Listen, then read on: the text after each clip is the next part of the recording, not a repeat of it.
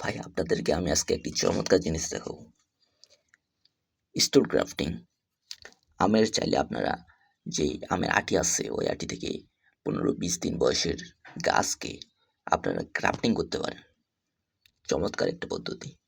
দেখতে পাচ্ছেন এই যে স্টোন, এই যে যেটা আমের বীজ থেকে আমি 15-20 দিন বয়সের গাছকে ক্রাফটিং করছিলাম। দেখতে পাচ্ছেন ফলাফল, দেখেন ফলাফল ভাই।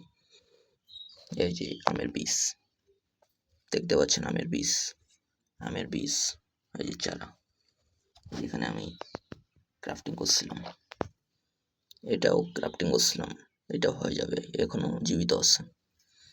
এভাবে চাইলে আপনারা ছোট 15-20 দিন বয়সের ভিতরে ক্রাফটিং করতে পারেন। দেখতে পাচ্ছেন বন্ধুরা, আমি আরো আমের ছোট ছোট গাছকে ক্রাফটিং করে রাখছি, ইনশাআল্লাহ এগুলোও হয়ে যাবে।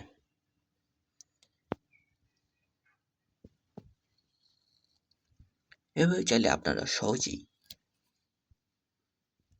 ছোট গাছ ক্রাফটিং করতে পারেন।